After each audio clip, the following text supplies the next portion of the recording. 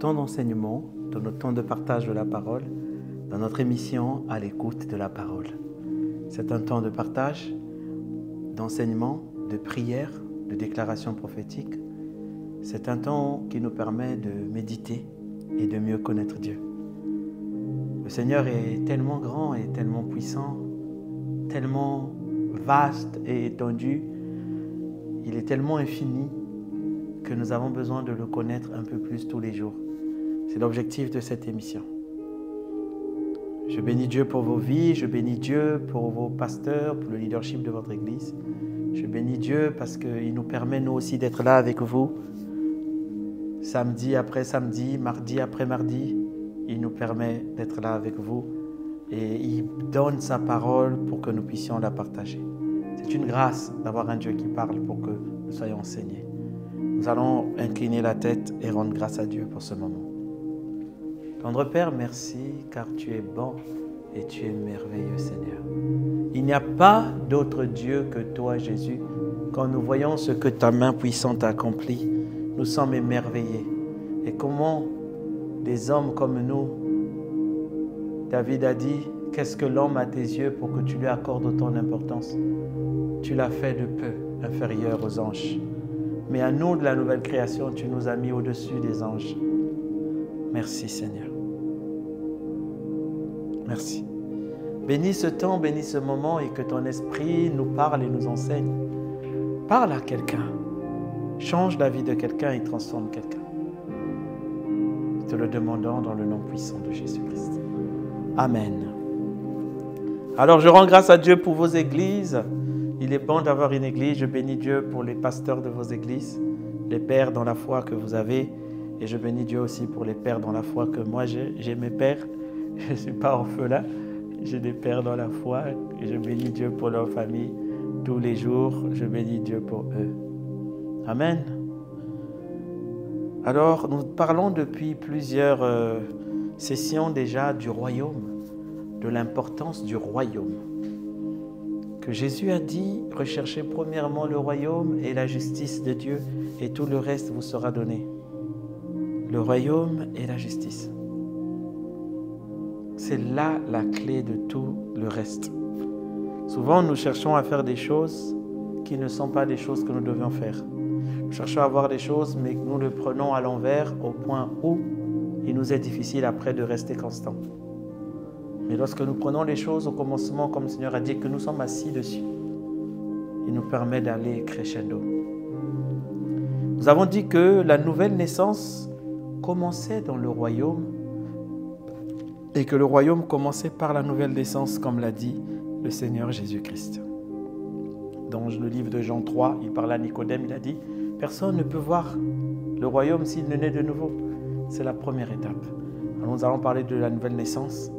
Et la session dernière, nous avons parlé du positionnement. Que nous sommes positionnés en haut, nous avons une position spéciale, une position spécifique. Et que nous devons prier, garder cette position. Et que nous devons savoir que nous ne sommes pas de ce monde, nous sommes d'en haut. Nous sommes d'en haut. Aujourd'hui, nous allons aller un peu plus. Nous allons commencer toujours dans la connaissance du royaume. Nous allons parler de quelque chose, le troisième point que Dieu a donné après la nouvelle naissance, après le positionnement. Vous savez, on ne peut pas tout expliquer. Le but, c'est que le Seigneur donne les billes et que nous puissions méditer sur ça et que nous puissions normalement faire asseoir ces choses. C'est beaucoup de vérités qui nous viennent, beaucoup de révélations qui nous viennent. Moi-même, je suis souvent inquiet parce qu'il y a des thèmes, il y a des sessions que logiquement qu'on devrait resuivre au moins 2 fois. 2 fois ou 3 fois pour que ces choses soient réellement installées au-dedans de nous. Alors aujourd'hui, nous allons rentrer dans le troisième point sur le royaume qui s'appelle l'appartenance. Je ne pense pas que nous finirons dans cette session, mais nous allons commencer déjà. Vous voyez, le peuple périt parce qu'il lui manque la connaissance. Le peuple ne périt pas à cause du diable. Le peuple ne périt à cause de l'ignorance. Voilà pourquoi l'apôtre Paul, plusieurs fois dans le Nouveau Testament, dit « Je ne veux pas que vous soyez ignorants d'eux. » Je ne veux pas, parce que le manque de connaissance nous emmène vers une mort certaine. Et le peuple périt, le peuple souffre, le peuple est dans la douleur parce qu'il manque de connaissance. La connaissance erronée aussi nous emmène dans une souffrance certaine. Parce que lorsque on connaît quelque chose qui est erroné et on croit que c'est juste, c'est ce que nous appelons l'importance des croyances justes. Nous en parlerons un jour quand nous parlerons de la foi. L'importance des croyances justes. Parce que quand tu crois sur quelque chose qui n'est pas juste, tu vas te tordre. Alors, il y a une chose qui bâtit notre foi. Et la Bible dit, or la foi vient de ce que l'on entend, et ce que l'on entend vient de la parole de Dieu. Or dans la Bible, dans le Nouveau Testament, pour nous la nouvelle création, dans notre royaume, on le verra lorsqu'on parlera de la culture, les choses, on les obtient par la foi. On y croit et puis on les a. On croit ce que Dieu dit et puis on les a. Mais elle ne se bâtit pas parce qu'on va faire l'enseignement de la foi. Non. Elle se bâtit au fur et à mesure qu'on entend la parole de Christ, la parole du royaume, la parole de Christ, la parole de la grâce, que Christ est venu avec la grâce. La loi était apportée par Moïse, mais la grâce est venue avec Jésus-Christ. C'est la parole de grâce qui fait naître la foi au-dedans de nous. Et cette parole, elle s'écoute, elle s'enseigne et c'est là que naît notre foi. Et la foi dit, j'ai cru, voilà pourquoi j'ai parlé. Lorsque nous croyons tout ce que nous avons vu, il faut le déclarer. Voilà pourquoi je n'arrête pas de vous dire, le Seigneur me pousse à vous dire, dites-le, déclarez-le, déclarez votre positionnement, déclarez que vous êtes né de nouveau, déclarez maintenant aujourd'hui votre appartenance. Appartenance.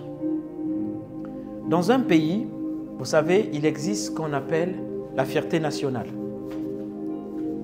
La fierté nationale, parce que c'est la fierté qui pousse les gens à porter le drapeau le jour de la fête nationale, à aller au stade le jour du match, même quand ils savent que l'équipe n'est pas totalement bonne, mais bon, pour la fierté nationale, on va quand même au stade. On va soutenir les nôtres.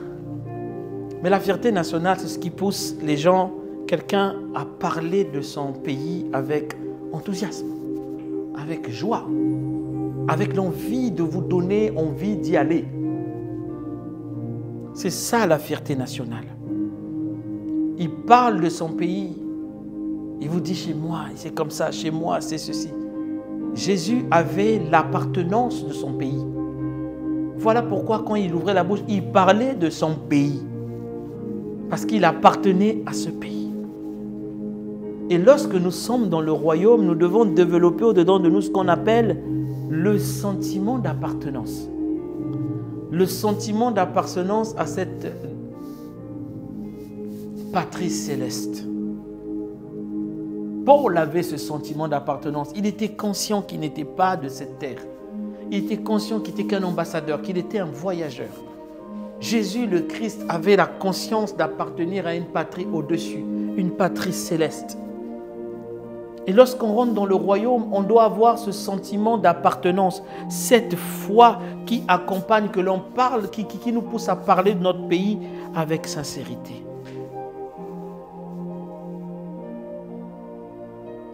C'est un sentiment qui se construit peu à peu, qui se construit avec la connaissance de son pays, avec ce que l'on sait de son pays. Mais lorsque le sentiment d'appartenance est grand, il nous pousse à parler, dans notre cas à témoigner, dans notre cas à dire les choses, à dire ce que nous croyons. Quand ce sentiment que je suis américain, vous voyez, les Américains, ils ont un grand sentiment d'appartenance à leur nation. Amérique, it's great, America, it's great, America, it's ceci. On vend les casquettes avec les drapeaux, on montre les soldats rentrés de guerre, on est allés nous, des sentiments d'appartenance. L'Américain est fier là où il est. J'ai assisté une fois, j'étais dans un pays du Moyen-Orient et c'était la fête nationale, mais j'ai vu comment les gens de ce pays étaient fiers de leur fête nationale, sortaient avec les drapeaux, fiers de se revendiquer de cette nation et de cette patrie. C'est ça qui pousse les gens à s'impliquer plus dans les choses du pays. C'est ça qui pousse les gens à défendre les choses du pays. C'est ce sentiment qui donne l'audace, ce que nous appelons la foi, de se tenir debout ou d'agir d'une manière ou d'une certaine autre. Nous nous sentons, comme on dit dans les entreprises, partie prenante. Nous sentons que oui, nous avons un rôle à jouer dans ce pays. Nous avons un rôle à jouer dans cette nation. Parce qu'on a un sentiment, on sait que c'est notre pays. Et c'est ça, ce sentiment. Alors quand Dieu nous positionne quelque part, comme nous l'avons vu, il nous fait appartenir à un nouveau pays, à un nouveau royaume. Et quand on appartient à une nation dont on est fier, cette nation ne peut pas nous abandonner. Vous voyez, lorsqu'on dit que tant un journaliste français a été arrêté dans tel pays là où il y a la guerre, comme on a dit français, le sentiment d'appartenance va faire que la nation va se lever pour venir vous chercher. Parce que les gens savent. Vous savez, il y a des moments où je dis à Dieu, « Ah Seigneur », comme disait un chanteur que j'aime bien écouter, un frère de la RDC qui est en Afrique du Sud, le frère David, il disait dans un de ses chants, il dit, « Mais Seigneur, si tu ne viens pas, on se moquera de David. On dira, mais lui là, il a mis sa confiance en Dieu. Il parle de lui partout. » Quand je faisais mes études, et j'avais repris ma deuxième année, et j'étais tellement triste. Et cette année, j'avais beaucoup parlé de Dieu. Donc, il y avait un contraste, quoi. Je parlais, je témoignais du Seigneur. Et puis, il y avait un contraste. Et puis, là, voilà, je ne suis pas passé en classe supérieure. Je disais à Dieu, mais quelle honte. Moi qui ai parlé de toi. Et c'est là où Dieu m'a appris aussi que dans la culture du royaume, on doit travailler. On doit travailler. On doit être les meilleurs pour défendre la nation et la patrie. Mais il m'a dit, ne t'inquiète pas, je te relève. Parce que la nation est venue, parce qu'on a dit. Je me rappellerai une fois aussi, je faisais un devoir de physique. Je me rappelle toujours, c'était à la fac. Et puis j'étais en train de, avant le devoir, je priais. Et puis le prof, c'était un blanc, il passe à côté de moi, il me regarde, il dit, « Ah, vous priez, c'est pas la prière qui va régler les problèmes. Hein. » Je suis resté calme, j'ai dit, « Ah Dieu, voilà comment on se moque. » J'avais eu 19,5 sur 20 en physique ce jour-là. C'est pas tout. Dès qu'il a donné son sujet, on dirait Dieu a ouvert mon intelligence. J'ai compris tout ce qu'il avait mis. 19,5 sur 20. À la fin, quand il m'a redonné, j'ai dit, mais j'avais prié, monsieur. C'est sympa. Vous voyez le sentiment d'appartenance. Là, je dis avec fierté. Donc, le sentiment d'appartenance fait que la nation à qui vous appartenez ne vous abandonne pas. Elle ne vous abandonne pas. Vous voyez, quand on comprend déjà la famille, mais quand on comprend la famille, le positionnement, le sentiment d'appartenance, les versets comme le psaume 27, le verset 10, la Bible dit, « Car mon père et ma mère m'abandonnent, mais l'Éternel me recueillera. » Je n'ai même pas d'inquiétude. Ésaïe 49, le verset 14 à 16 dit, « Mais Sion a dit, le Seigneur m'a abandonné et mon Seigneur m'a oublié. » Le Seigneur répond, « Une femme oublie-t-elle son enfant qu'elle allait et ne peut avoir compassion du fils de sa matrice? Oui, elles sont coupables d'oublier. Cependant, je ne t'oublierai pas. Voici, je t'ai gravé sur les paumes de mes mains. Tes murs sont continuellement dans mes yeux. » Ça, parce que nous lui appartenons. Nous appartenons à sa nation. La foi ne faiblit pas lorsqu'on a le sentiment d'appartenance. On sait, quitte que coûte, mon Rédempteur se lèvera en dernier. Pourquoi? Il ne laissera pas que que c'est... David, il était tellement conscient que Dieu était comme son père et tellement conscient qu'il était loin de Dieu que le sentiment d'appartenance, quand Dieu lui a dit « Juge, est-ce que tu veux que moi je te frappe ou que je laisse tes ennemis te frapper ?» Il a dit « Je préfère que Dieu me frappe. » Parce que sa miséricorde, à un moment, il va s'arrêter. Pourquoi? Parce que je suis son fils. Je suis son enfant, il ne va pas me tuer. Mais les hommes, aïe, ils vont me découper même. Les hommes. Donc le sentiment d'appartenance à une famille, c'est ça qui fait que Dieu ne t'abandonne pas. Parce que tu appartiens à sa famille. Dis ton père et ta mère t'abandonnera, moi je ne t'abandonnerai pas. Le sentiment d'appartenance à une nation. Le sentiment d'appartenance.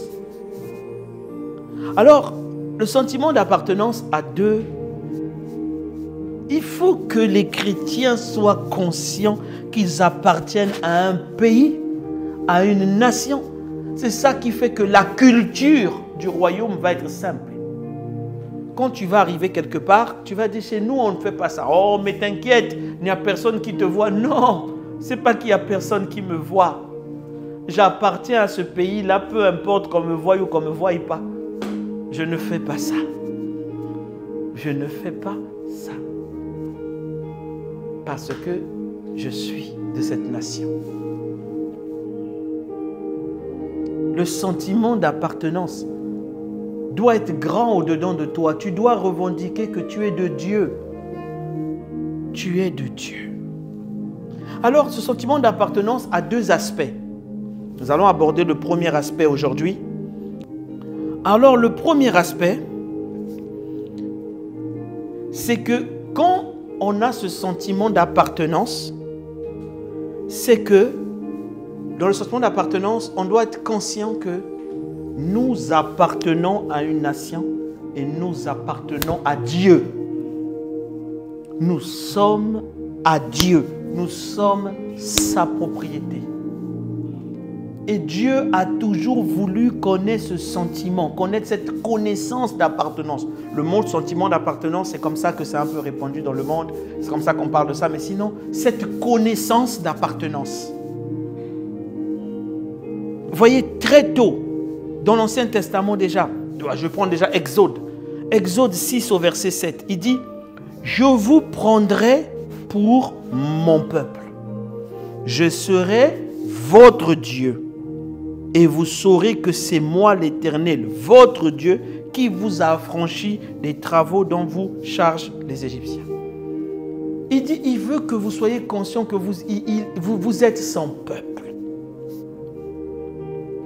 Et que c'est lui qui vous sort des difficultés. C'est lui. Ça augmente. Et Dieu tient à ce que vous soyez conscient de ça. Jérémie 30, verset 22. Vous serez mon peuple et je serai votre Dieu.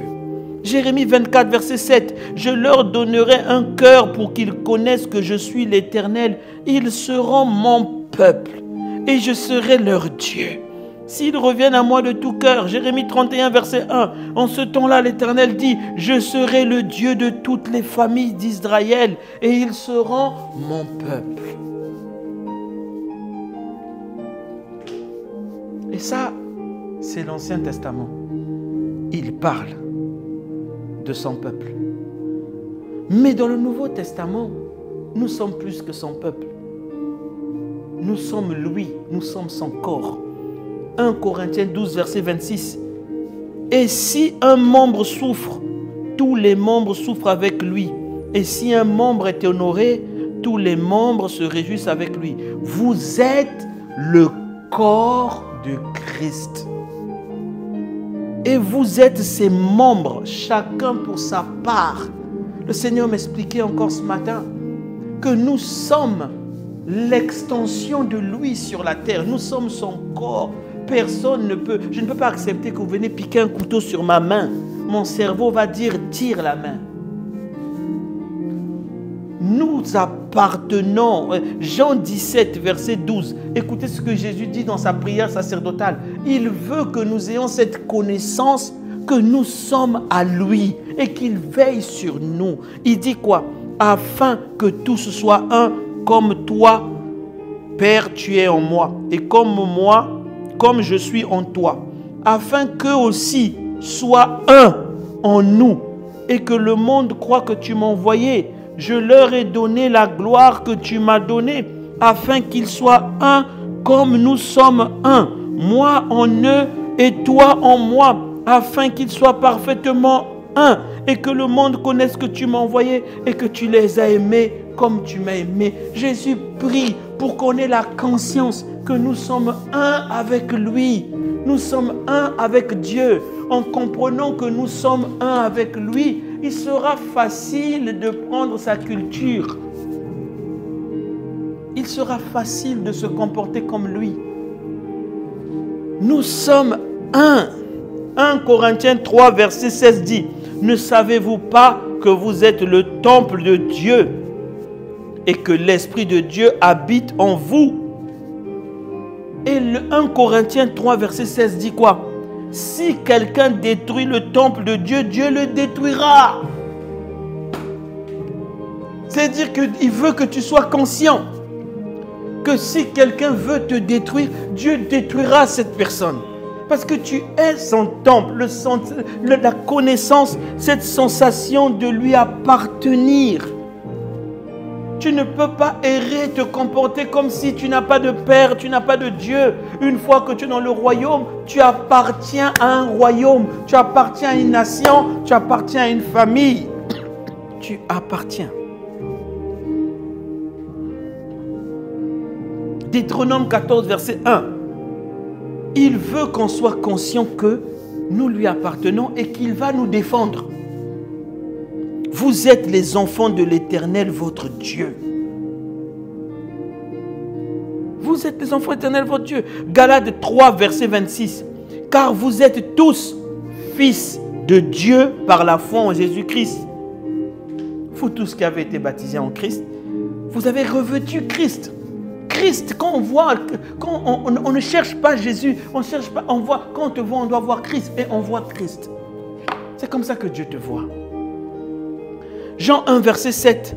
Il vint pour servir de témoignage, pour rendre témoignage à la lumière, afin que tous crurent en lui. Mais à tous ceux qui l'ont reçu, verset 12, à tous ceux qui croient en son nom, elle a donné le pouvoir de devenir enfants de Dieu. Appartenance. Il n'y a donc plus de condamnation pour ceux qui sont en Jésus-Christ. Romains 8, 1. Appartenance. Il refuse qu'on vous condamne. Il refuse qu'on vous fasse ceci. Parce que vous lui appartenez. Vous êtes son corps. Romains 8, verset 14. Car tous ceux qui sont conduits par l'Esprit de Dieu sont fils de Dieu.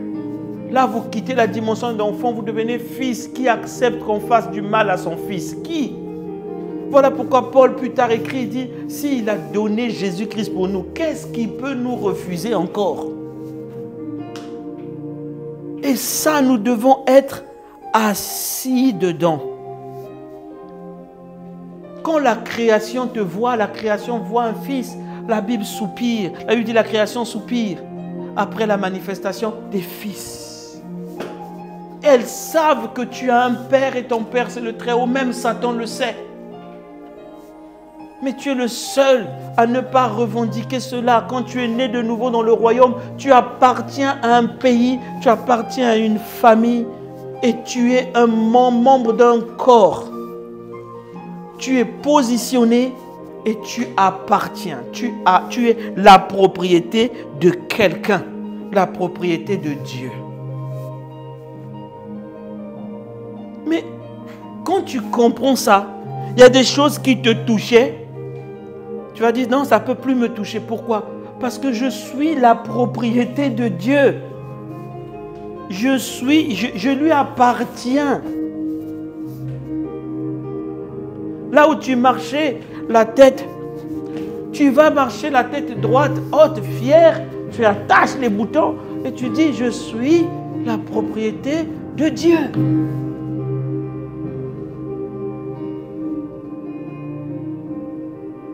Il a dit dans 1 Jean 4, verset 4, « Vous, petit enfant, vous êtes de Dieu.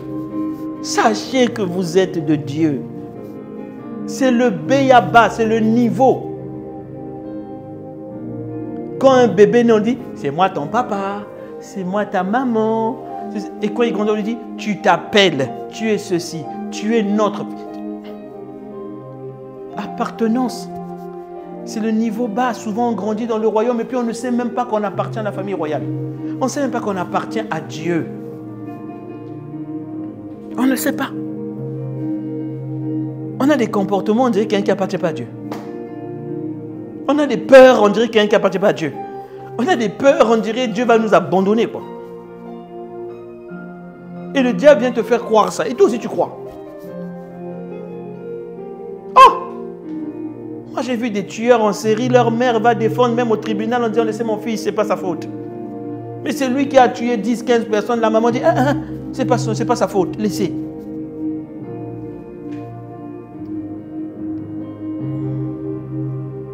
Sentiment d'appartenance, c'est son fils. Il dit, petit enfant, vous êtes de Dieu et vous les avez vaincus parce que celui qui est en vous est plus grand que celui qui est dans ce monde.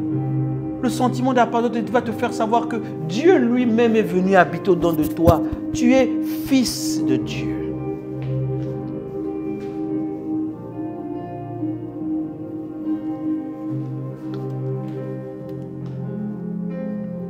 Vous êtes sa propriété. Vous êtes la prunelle de ses yeux. Vous êtes son projet. Vous êtes son extension sur la terre. Vous êtes son corps. Vous êtes ses membres. Vous êtes son témoignage, ses futurs témoins. Vous devez le dire, vous devez le répéter, vous devez le confesser.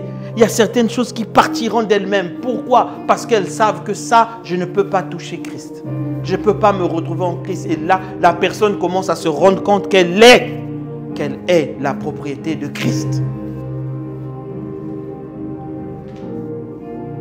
Quand vous dites que moi, mon Père, c'est Christ, ma vie, c'est Christ, ceci, mais là où il y avait chômage, le chômage part. Il n'y a pas de chômage en Christ. Là, il y avait stérilité. Stérilité part. Il n'y a pas de stérilité en Christ. Là, il y avait les larmes. Les larmes partent. Il n'y a pas de larmes en Christ.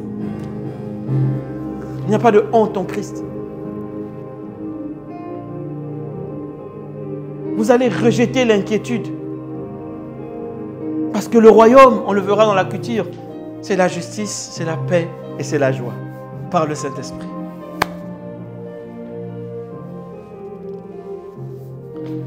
Nous allons nous arrêter là aujourd'hui.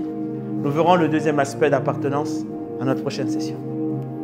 Mais vous appartenez à Christ. Dites-le, répétez. Quand vous levez le matin, dites, je suis de Christ. J'appartiens à Dieu. Dites aux situations, tu ne mourras pas. Pourquoi? Parce que je suis de Dieu. Je suis positionné au-dessus de toi. C'est ça le royaume. On commence à rentrer dans la pratique.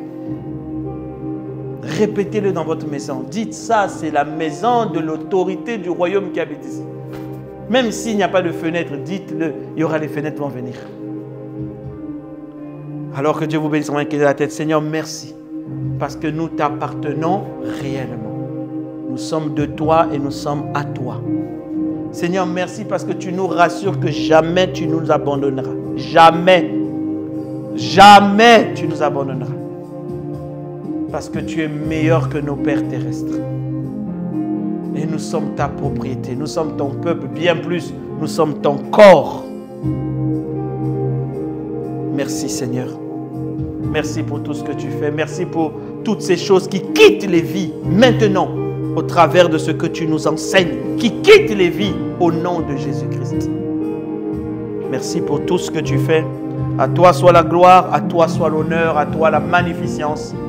Merci Seigneur, au nom puissant de Jésus le Christ, nous avons prié et on dit Amen, que Dieu vous bénisse, bonne méditation, répétez cela, dites ce que vous êtes en Christ, la foi c'est ça, j'ai cru et j'ai parlé, que Dieu vous garde, si vous n'avez pas encore donné votre vie à Jésus, ne partez pas tout de suite, faites la prière du salut avec nous et pour vous, partagez ce message si vous pensez qu'il y a des gens qui en ont besoin, il y a des gens qui sont rentrés dans le royaume par la fenêtre. Ils n'ont pas compris ces choses. Et ils ont du mal à tenir dans la stabilité. Que Dieu vous bénisse. À la prochaine.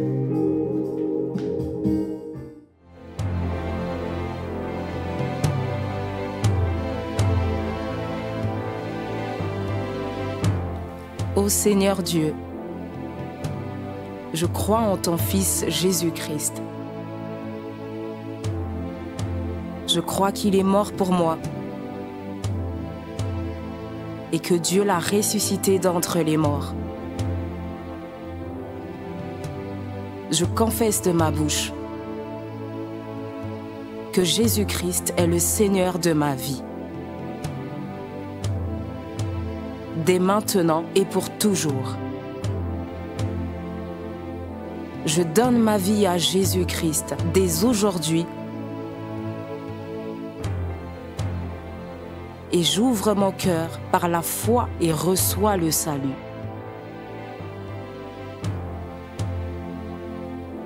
Je reçois maintenant la vie éternelle dans mon esprit. Merci Seigneur d'écouter ma prière. Mes péchés ont été lavés par le sang de Jésus.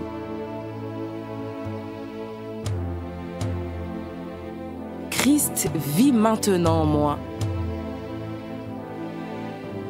Et je suis libre. Je suis sauvé. Je suis né de nouveau. Et dès aujourd'hui, je marche en ayant conscience de ma nouvelle vie en Jésus-Christ. Amen.